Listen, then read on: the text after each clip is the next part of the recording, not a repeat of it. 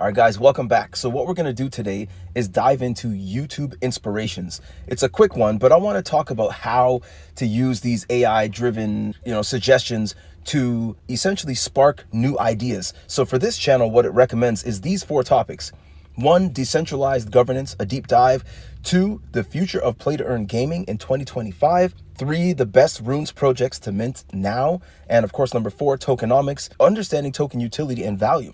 So let's dive into what we can do with these inspirations, these thoughts, these AI-driven tools to kind of spark new ideas. I'm going to dive into each one individually. So it's a bit of a walkthrough, a bit of a how-to, a bit of an educational video, but also we're going to dive into the topics and see my thoughts. So first things first, decentralized governance, a deep dive.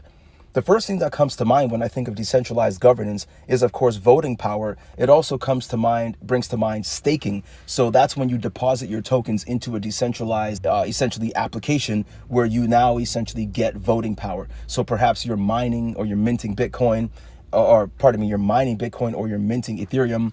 But the other thing that really comes to mind that I want to stop at is acquisition liquidity. Now, this is essentially what comes to mind is when a token such as Curve Finance issues new tokens, essentially people can buy them up, and they are actually buying this, what some people may call inflation.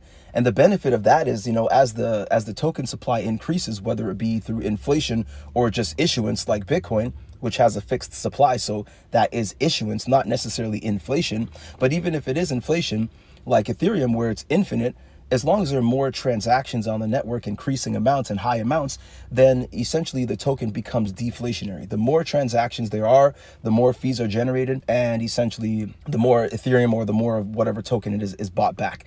Acquisition liquidity is the money that's coming in to acquire new tokens that are newly issued. So that is when people are looking to essentially control enough of the supply to have a say in the governance and what happens with the protocol revenue. Let's dive into the next one. And of course, that is tokenomics. So trying to understand tokenomics and the utility and value. Well, this is where a lot of tokens actually fall flat. It's the idea that just because there's less tokens or because there's a burn or because there's like lower inflation or no inflation, it doesn't necessarily mean that the token has any value. When we're looking at token value or utility, specifically utility, oftentimes we're looking at how you can use it. So for example, are you using it to pay for gas fees?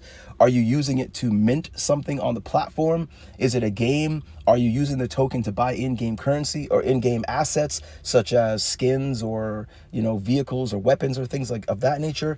What are you using the token for? Is the token just to be used for voting? So consider to yourself, what is the token used for? Is this enough to drive interest into buying it? Is this enough to drive acquisition liquidity? Or are you just buying into the dream of this token somehow going up in value just because it's deflationary? Let's move on. The best runes projects to mint right now.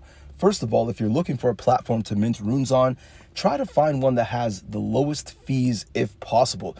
There are so many popular platforms for minting runes that have ridiculous fees, to be honest.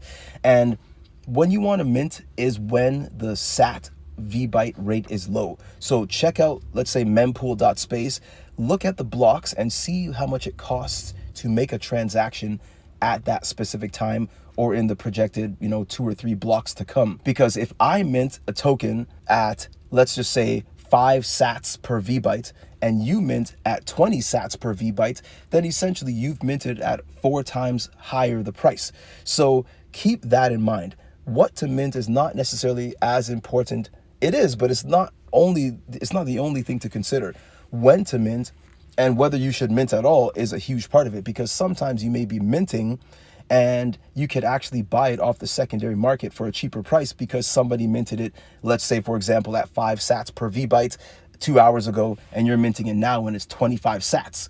So you're minting at, let's say, 5 times the price. Maybe you could just buy it for 10 sats, for example. More than what to buy, the best mints, look for when to buy or whether or not you should even mint it.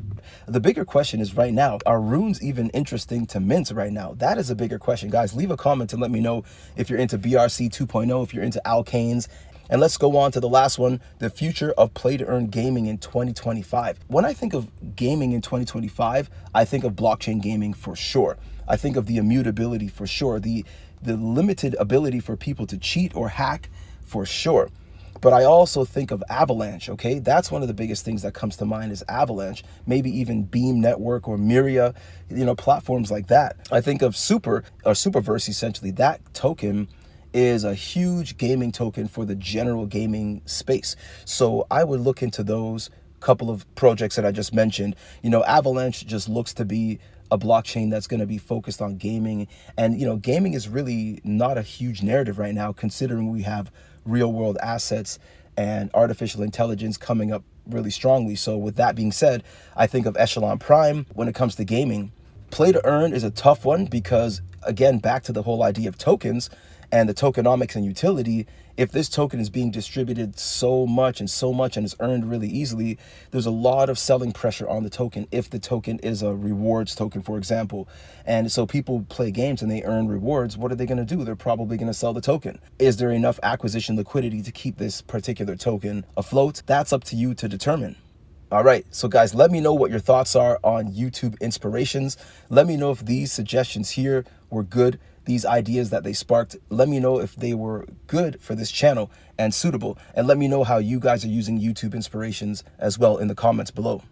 Take it easy.